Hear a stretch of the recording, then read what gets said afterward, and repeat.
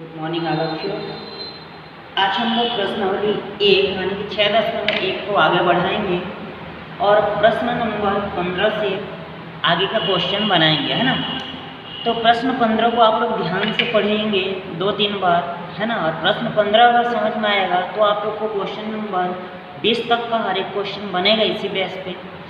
तो हम लोग देखते हैं क्वेश्चन क्या बोल रहा है ना। 10 फुट लंबी एक छड़ ए बी अपने सिरों ए तथा बी पर दो परस्पर लंब रेखाओं ओ एक्स तथा ओ वाई के साथ गतिशील है। एक सिरा ए ओ से 8 फुट की दूरी पर, है ना। एक सिरा ए ओ से 8 फुट की दूरी पर तथा ओ से दूर जाने की दिशा में 2 फुट प्रति सेकंड की गति से चल रहा है। तो बताइए कि सिरा बी किस गति से चल रहा है। क्वेश्चन पढ़ने से उतना ज़्यादा क्लियर नहीं होता है, इसको हम लोग डायग्राम के द्वारा समझते हैं। क्वेश्चन आप लोगों का समझ में आ जाएगा। क्वेश्चन क्या है आपका, 10 फुट लंबी, है ना, 10 फुट लंबी एक छड़, 10 फुट लंबा का एक छड़ ए भी है। तो हम लोग क्या करते हैं, एक लंबी छड़ ले लेते हैं ना, उसका नाम क्या दे देते हैं, ए और बी। ये कितना है आपका 10। क्वेश्चन में दिया है 10 फुट लंबी एक छड़ ए बी अपने सिरों ए तथा बी पर दो परस्पर लंब रेखाएं, ए पर लंब रेखाएं ऐसे बनेगा, है ना। जबकि बी पर लंब रेखाएं कैसे बनेगा, इस प्रकार बनेगा। ये बी पर लंब रेखा हो गया और ये ए पर लंब रेखा हो गया, है ना। तो ए तथा बी पर दो परस्पर लंब रेखाएं ओ एक्स, है ना, आगे बढ़ाते हैं ओ एक्स, इसको आगे बढ़ाते हैं और क्या लिख लेते हैं, ओ वाई।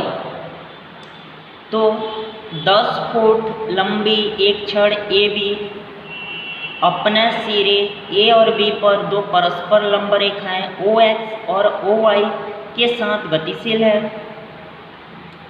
उसके आगे दिया है क्वेश्चन में, यदि सिरा ए ओ से 8 फुट की दूरी पर, मतलब कि सिरा ए जो है ना, ओ से कितना दूरी पर है, 8 फीट की दूरी पर है। तो हम लोग ले लेते हैं यहाँ से यहाँ तक का जो डिस्टेंस है उसको x मान लेता हूँ, ओ से बी तक का क्या मान लेता हूँ, y। तो यहाँ पे x बराबर कितना दिया है, 8 फुट, 8 फुट की दूरी पर है तथा ओ से दूर जाने की दिशा, अब ओ से जो दूर जाने की दिशा में 2 फुट प्रति सेकंड की गति कर रहा है।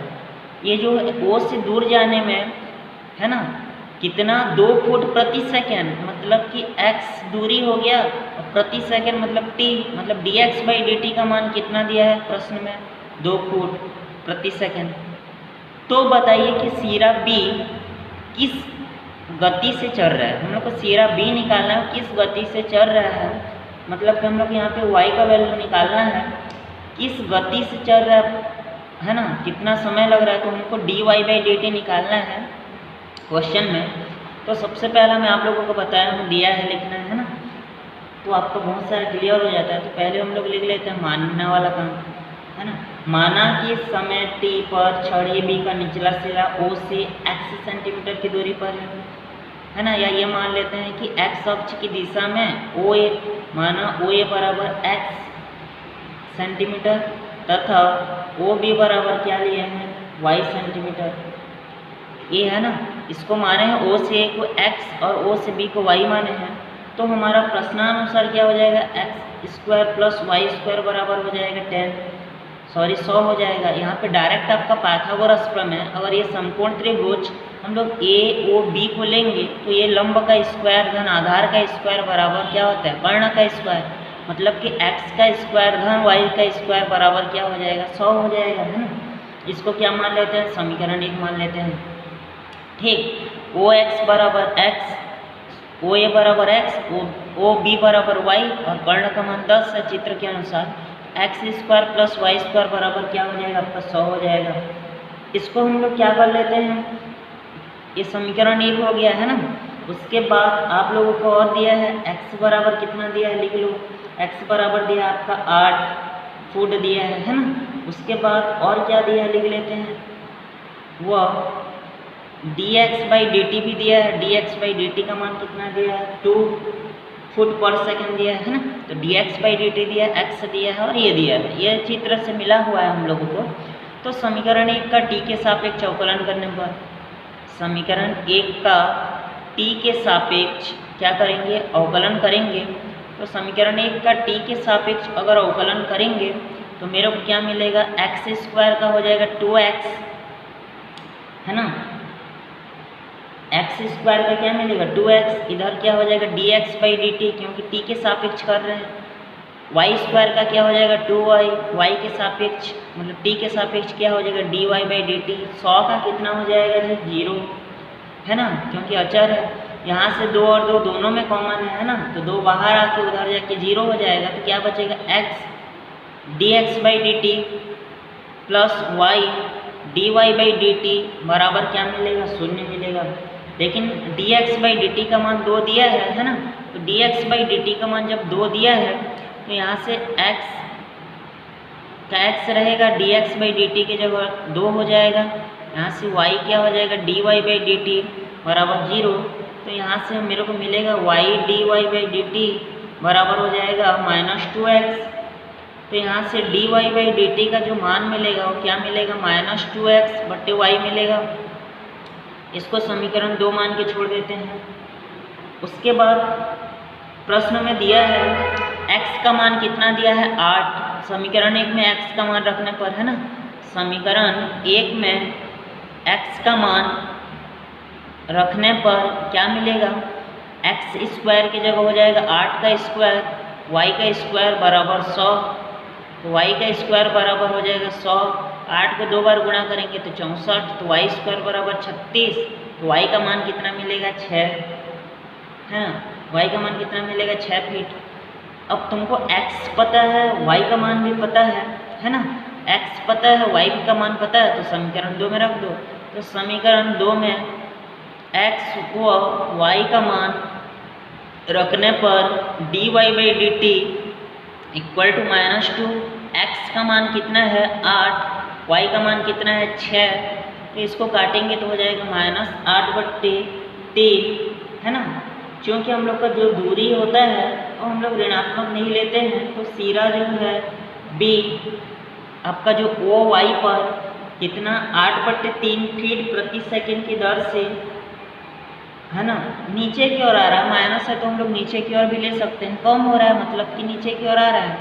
तो हमारा आंसर क्या हो जाएगा आपका 8/3, क्योंकि O से Y तक का दूरी ही मापना है, तो हम लोग लिख सकते हैं dy/dt इक्वल टू हो जाएगा 8/3 फुट प्रति सेकेंड। तो क्वेश्चन को 2-3 बार पढ़ेंगे, आंसर उसी में रहता है। क्वेश्चन फिर एक बार देखते हैं। 10 फुट लंबा एक छड़ था, 2 सिरा था, दोनों एक दूसरे के लंबवत थे, तो OX और OY के साथ गतिशील थे। सिरा A, है ना, O से कितना था 8 फीट की दूरी पर, तथा O से दूर जाने पर कितना था 2 फुट प्रति सेकंड गति कर रहा था। तो बताइए सिरा B पर किस गति से चल रहा है ना। तो मतलब कि x का मान दिया है, dx/dt का मान दिया है, तो dy/dt निकालने के लिए हम लोग को y का मान निकालना है ना। तो y का मान निकालने के लिए पहले एक समकोण त्रिभुज बनेगा, वो उसको अवकलन करेंगे, तो वहाँ से dy/dt का मान मिलेगा x और y के फॉर्म में। x का मान तो दिया रहेगा, y का मान क्या करेंगे, x का जो मान दिया है इसमें रखेंगे, वहाँ से y का मान मिलेगा, और x और y का मान मिलने पर उसको आपको समीकरण 2 में रखना है। तो ऐसा ही क्वेश्चन आप लोग को नेक्स्ट क्वेश्चन 16 नंबर में बनाना है। 41 मीटर की ऊंची पढ़ेंगे, समझ में आएगा, है ना। 17 नंबर क्वेश्चन भी सेम बनाना है, 18 नंबर क्वेश्चन भी सेम बनाना है।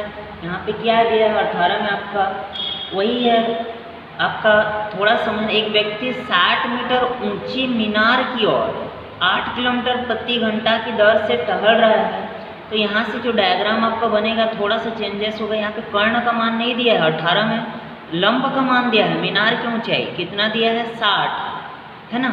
उसके बाद मीनार का ऊंचाई आपको 60 दिया है, यहाँ x और यहाँ पे y है।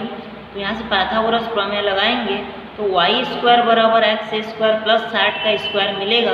तो क्या मिलेगा y² ऋण x² बराबर 60। फिर अवकलन करेंगे यहाँ पे ध्यान देंगे लंब का मान दिया आगे सेम है, x का मान दिया है ना, dx/dt का मान दिया है 8, x का मान कितना दिया 80। तो क्वेश्चन आप लोगों का बन जाएगा। बस थोड़ा सा ध्यान देंगे, इन दोनों में क्या था, कर्ण का मान दिया था, इसमें क्या है लंब का मान दिया। 19वां प्रश्न भी सेम है आप लोगों का, है ना। इसमें भी आपको क्या थोड़ा सा डिफरेंस है। एक आदमी जो 2 मीटर ऊंचा है, एक 6 मीटर ऊंचे बिजली के खंभे से 5 मीटर प्रति घंटा की समान दर से दूर हटता है, तो वह दर ज्ञात कीजिए जिससे बिजली के खंभे की छाया बढ़ती है। तो हम लोग 18 क्वेश्चन को थोड़ा सा बनाते हैं। इसमें 18 क्वेश्चन ये कहता है हम लोगों का, फिर एक बार पढ़ते हैं कि 19वां नंबर, एक आदमी जो 2 मीटर ऊंचा है, तो यहाँ पे सबसे पहले मैं एक बिजली का खंभा बना लिया, है ना। बिजली का खंभा कितना है आप लोगों का प्रश्न में जी 6 मीटर है ना। पी क्यू कोई दूसरा एक आदमी की ऊंचाई है ना, पी क्यू क्या है, आदमी है जिसकी छाया क्या बनेगा, इसका नाम जैसे ए बी सी है ना, ए बी सी, और आदमी को मैं पी और क्यू माना हूँ, एक्स वाई कुछ भी ले सकते हैं, तो एक्स वाई रहने के कारण पी क्यू लिया हूँ। आपको डी और ई भी ले सकते हैं। तो ए भी बिजली का खंभा है, पी क्यू छाया है।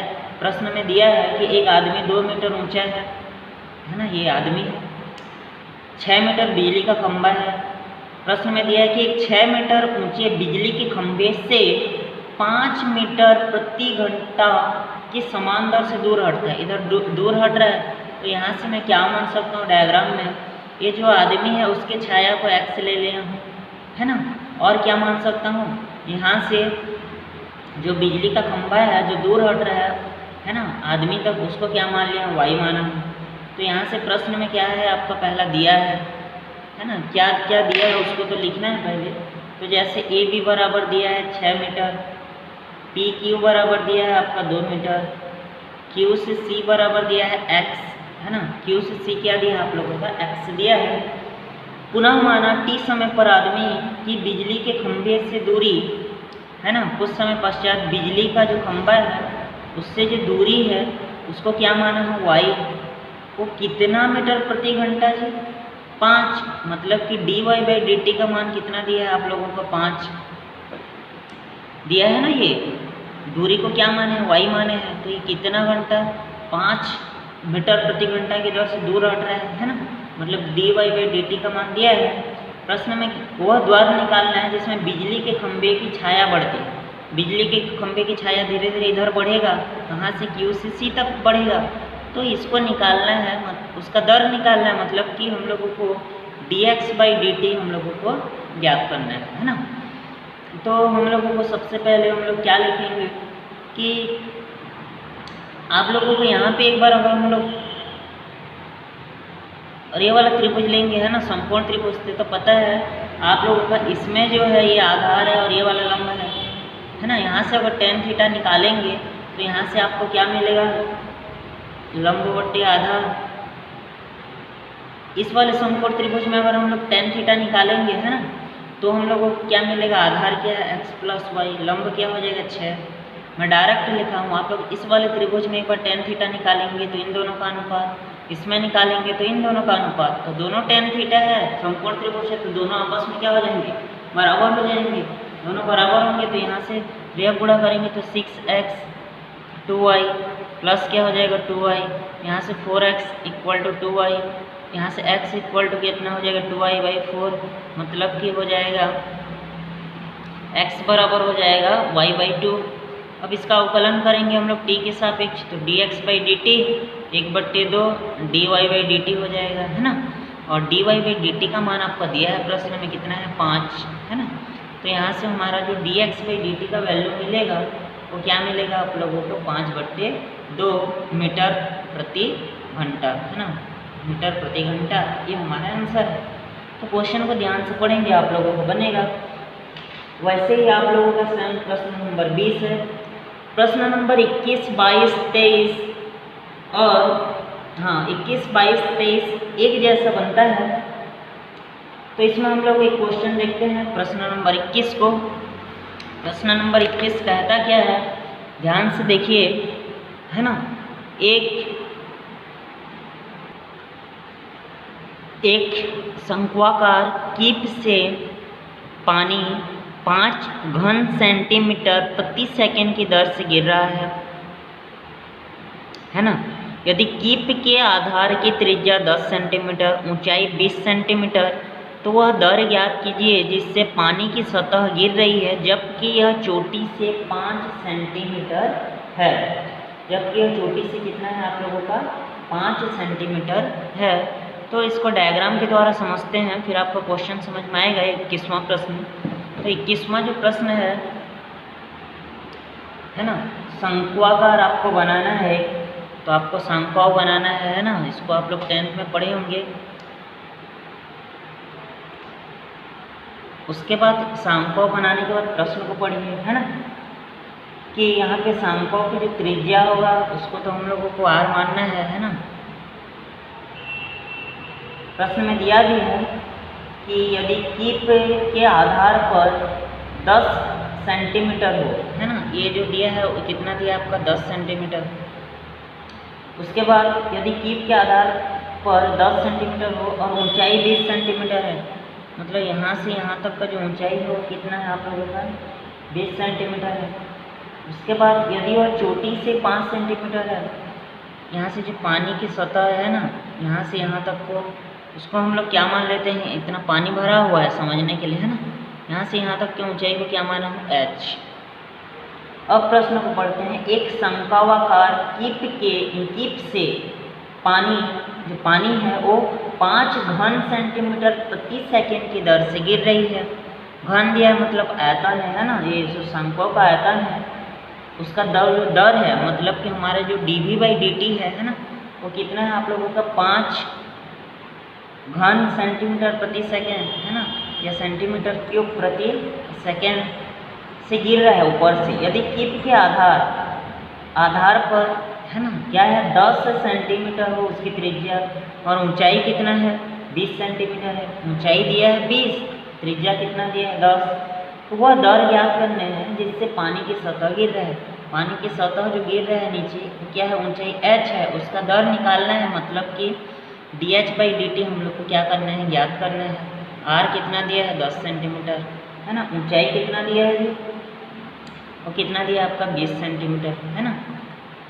तो ऊंचाई h दिया गया है, पानी किस दर से गिर रहा है ना, तो h ऊंचाई है, दर मतलब t, मतलब dH/dt निकालना है। r दिया है, आयतन भी दिया है, घन सेंटीमीटर मतलब आयतन है, उस दर से पानी गिर रहा है। तो सबसे पहला ये आपका दिया है ना। उसके बाद यहाँ पे मानने का काम था, तो सबसे पहले आप लोग क्या लिखेंगे, माना शंक्वाकार की त्रिज्या r, वह ऊंचाई क्या है आपका h है, पहले इसको लिखेंगे ना हल में, फिर दिया है लिख लेंगे। उसके बाद यहाँ से देखिए r और h दिया गया है, तो हम लोग शुरू से ही h का जो वैल्यू है उसको हम लोग पुट नहीं कर सकते हैं, है ना। तो हम लोग क्या करेंगे, सबसे पहले उसको रखते हुए जाते हैं। जैसे कि सबसे पहले अगर हम लोग r और h का अनुपात निकालेंगे, त्रिज्या और ऊंचाई का, तो r का वैल्यू दिया है 10, इसका दिया है 20, मतलब क्या आएगा 1/2, है ना। यहाँ से अगर r का वैल्यू निकालेंगे तो मिलेगा h/2। उसके बाद चूँकि पता है कि शंकु का जो आयतन होता है ना, शंकु का आयतन v बराबर कितना होता है 1/3 पाई r² h होता है, फॉर्मूला होता है ना, शंकु का आयतन 1/3 पाई r² h होता है। 1/3 का 1/3 पाई का पाई, r² की जगह क्या हो जाएगा h²/4 इंटू h, क्योंकि r का मान h/2 है, r² का मान h²/4, तो v = पाई/3 हो गया। h³ क्या हो जाएगा 4, है ना। इसको हल करेंगे तो हो जाएगा पाई/12 h³। अब हम लोग को t के सापेक्ष अगर इसका अवकलन करेंगे, तो t के सापेक्ष इसका अवकलन करूँगा तो dv/dt इधर हो जाएगा d/dt, कोष्टक में जो है लिख लो पाई/12 h³। तो यहाँ से पाई/12 कांस्टेंट है, बाहर आएगा, h³ का हो जाएगा 3h² dH/dt। उसके बाद हमारा क्या क्या स्टेप बचेगा, इसको ऐसा लिख सकते हैं हम लोग, है ना, पाई, यहाँ से क्या हो जाएगा आपका h², 3 इसके साथ कट के कितना हो जाएगा y4, इधर हो जाएगा dh/dt, ये क्या हो जाएगा dv/dt, और dv/dt का मान शुरू में दिया है, कितना दिया है 5, है ना। π/4 का क्या रहेगा, π/4 रहेगा। उसके बाद h² का अभी क्या हो, आपका h² का जो वैल्यू है उसको रखना है, तो हम लोग क्या करते हैं, यहाँ से h² का h² ही रहने देते हैं, इधर क्या हो जाएगा dh/dt। अब हम लोग को सबको इधर लेके आते हैं, तो dh/dt मिलेगा, वो क्या हो जाएगा 5 और 4 का बड़ा होकर 20 हो जाएगा, है ना। ये नीचे आके क्या हो जाएगा πh², तो यहाँ से हो जाएगा 20, और पाई का जो वैल्यू है वो पाई रहने दो, h का जो वैल्यू है वो आपका क्या है देख लेते हैं, है ना। h का जो वैल्यू है आप लोगों का वो कितना है देखते हैं, तो h का जो वैल्यू मिलेगा, अब h का वैल्यू यहाँ पे थोड़ा मिस्टेक हुआ था, h का वैल्यू 5 सेंटीमीटर दिया है बुक में, आपका ऊंचाई है वो ऊंचाई दूसरा है आप लोगों का, बस पानी कहाँ से गिरता है ये देखिए, ये टोटल ऊंचाई है, यहाँ से यहाँ तक को h माने हैं, प्रश्न में लास्ट में दिया है पढ़ेंगे, जबकि यह चोटी से 5 सेंटीमीटर है, ये जो चोटी मिलेगा वहाँ से कितना है पानी का दर वो 5 सेंटीमीटर है, बस पानी को निकालना था जिसका मान दिया था, तो h का मान 5 है, तो यहाँ से h का मान को रखेंगे, तो dh/dt का मान मिलेगा वो क्या हो जाएगा 20 का 20 रहेगा, है ना। पाई का क्या रहेगा आपका पाई रहेगा, यहाँ से क्या हो जाएगा आपका 5 का स्क्वायर हो जाएगा, काटेंगे तो हो जाएगा 20, 25 पाई, इसको काटेंगे तो कितना हो जाएगा आपको 4/5 पाई, है ना। ये क्या हो जाएगा dh/dt, लास्ट में लिखना, अतः पानी की सतह 4/5 पाई सेंटीमीटर प्रति सेकंड की दर से नीचे गिर रहा है ना। बस दिया है वो अच्छे से पहचानना, ऊंचाई में h को लेना नहीं है, टोटल ऊंचाई है, जो पानी की सतह का ऊंचाई है h, उसी को आप लोगों को लेना है। तो इस प्रकार आपका 21 क्वेश्चन बनेगा। तो ऐसे ही आपका प्रश्न नंबर 22, है ना, प्रश्न नंबर 23 इसी के जैसे बनेगा, प्रश्न नंबर आपका 24 और प्रश्न नंबर 25 भी इसी टाइप के बनते हैं, उसको आप लोगों को भेजा जाएगा, आप लोग जो डाउट होगा पूछ लेंगे। तो इस प्रकार आपको पहले प्रश्नावली का हर एक क्वेश्चन बना लेना है। कल से हम लोग दूसरा प्रश्नावली पढ़ेंगे, वर्धमान और ह्रासमान, increasing function and decreasing function, थोड़ा सा आप लोगों को पढ़ना है। धन्यवाद।